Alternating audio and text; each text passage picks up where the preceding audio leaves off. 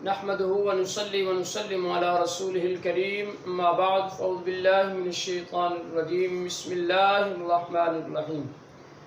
سامعین محترم، پچھلا ہمارا درس نبی پاک صلی اللہ تعالی علیہ وسلم کی فرامین کی روشنی میں نماز پڑھنے کا طریقہ، اور آج کا ہمارا درس احکام فقہیہ کے اعتبار سے نماز کا طریقہ جو ہے وہ عرض کروں گا۔ عزیزان محترم، سب سے پہلے باوضو ہو کر قبلے کی طرف رخ کرتے ہوئے دونوں پاؤں کے درمیان 4 انگل کا فاصلہ رکھ کے اللہ اکبر کہتے ہوئے کانوں تک ہاتھوں کو بلند کرنا ہے، اور جو انگوٹھے ہیں ہاتھوں کے یا کانوں کی لو کو لگیں اس طرح کر کے، اور دونوں ہتھیلیوں کا جو رخ ہے وہ قبلے کی جانب ہونا چاہیے۔ اس طرح اللہ اکبر کہتے ہوئے ہم نے ہاتھوں کو نیچے لانا ہے، اور ہاتھ باندھنے کا طریقہ یہ ہے کہ یہ الٹے ہاتھ کی کلائی کے اوپر اس طرح سیدھے ہاتھ کے ہتھیلی کو رکھنا ہے، اور یہ 3 انگلیاں یہ برابر اوپر رکھنی ہیں، اور یہ چھوٹی انگلی اور انگوٹھے کو اس طرح جو ہے وہ پھیر لینا ہے، یعنی گھیرے میں لے لینا ہے ہاتھ کو۔ تو اس طرح اس ہاتھ کو باندھ کر، ہاتھوں کو باندھ کر ناف کے نیچے ہم نے رکھنا ہے۔ اس کے بعد جو ہے ثنا پڑھنی ہے۔ ثنا سبحانک اللہم و بحمدک و تبارک اسمک و تعالی جدک و لا الہ غیرک۔ ثنا پڑھنے کے بعد اعوذ باللہ اور بسم اللہ شریف پڑھنی ہے۔ اس کے بعد سورہ فاتحہ پڑھنی ہے۔ سورہ فاتحہ پڑھنے کے بعد جو ہے کوئی سی بھی سورت یا قرآن مجید فرقان حمید میں سے کسی بھی مقام سے چھوٹی 3 آیتیں یا بڑی 1 یا 2 آیتیں جو چھوٹی 3 آیتوں کے برابر ہو، اس کی ہم نے تلاوت کرنی ہے۔ تلاوت کرنے کے بعد ہم نے رکوع کی طرف جانا ہے۔ جب رکوع کی طرف جائیں گے تو اپنے ہاتھوں سے جو ہے گھٹنے جو ہیں ان کو ہم نے مضبوطی سے گویا کہ پکڑ لینا ہے، اور ہاتھوں کو پھیلا کر جو ہے اس طرح ہم نے گویا کہ جس طرح یہ ہے، اور اس طرح چاروں طرف ہاتھ پھیلا کر جو ہے ہم نے اپنے گھٹنے کو پکڑ لینا ہے۔ اور اس انداز میں پھر ہم نے تسبیح پڑھنی ہے سبحان ربی العظیم۔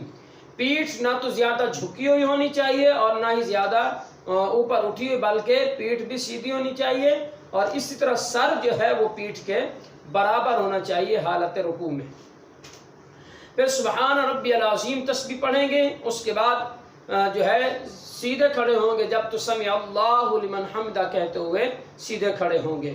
اور اس کے بعد اگر اکیلا ہے یا امام کے پیچھے ہے تو اللہم ربنا لک الحمد کہے، اور یہ کہتے ہوئے اس کے بعد اللہ اکبر کہتے ہوئے ہم نے سجدے کی طرف جانا ہے۔ تو سب سے پہلے زمین کے اوپر گھٹنے رکھنے ہیں، اس کے بعد ہاتھ رکھنے ہیں، اس کے بعد ہم نے ناک اور آخر میں پیشانی رکھنی ہے۔ پھر اسی طرح جو ہے پیشانی اور ناک جو ہے یہ دونوں کی دونوں چیزیں زمین پر لگنی چاہیے۔ اس انداز میں جو ہے ہم بیٹھیں گے اور یعنی سجدہ کریں گے، اور سجدے کے اندر ہم نے تسبیح سبحان ربی الاعلی یہ پڑھنی ہے۔ اس کے بعد 3 مرتبہ پڑھیں، 5 مرتبہ پڑھیں، 7 مرتبہ پڑھیں، 9 مرتبہ پڑھیں، 11 مرتبہ پڑھیں، تو یہ تسبیح پڑھنے کی اجازت ہے۔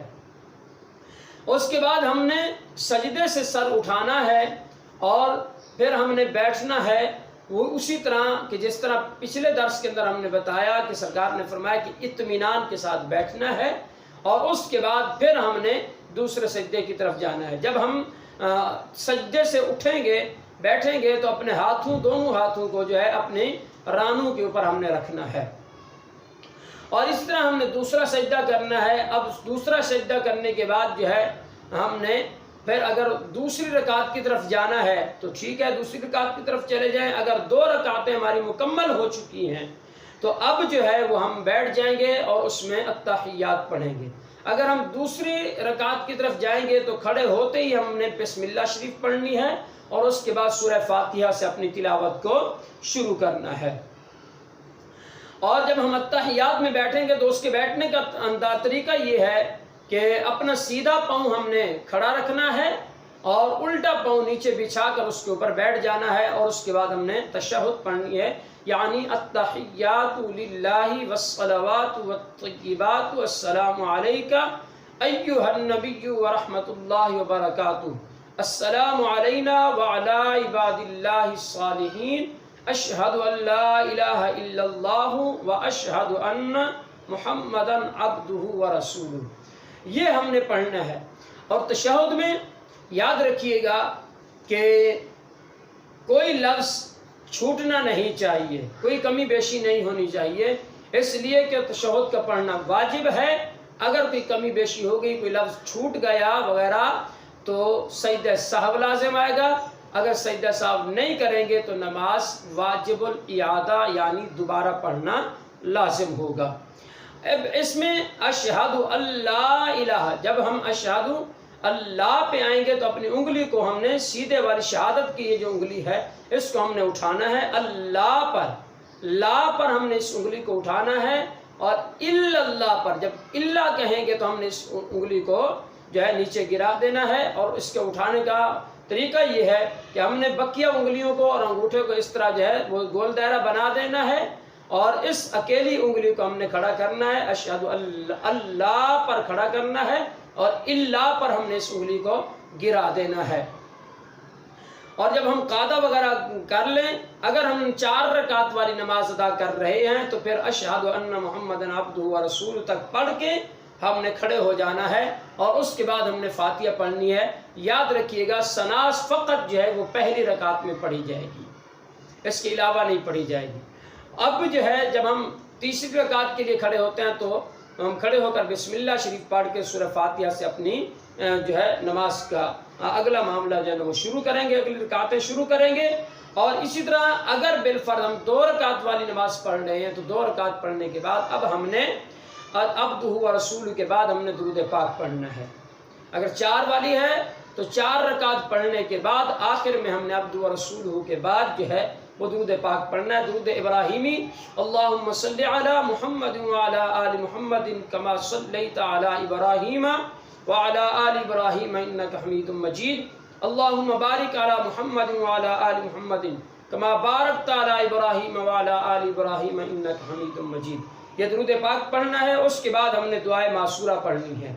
دعائے معصورہ جیسے عمومی طور پر عرف کے اندر پڑھی جاتی ہے، معروف ہے، مشہور ہے، رب اجعلنی مقیم الصلاۃ ومن ذریتی ربنا وتقبل دعاء ربنا اغفر لی ولوالدی وللمؤمنین یوم یقوم الحساب۔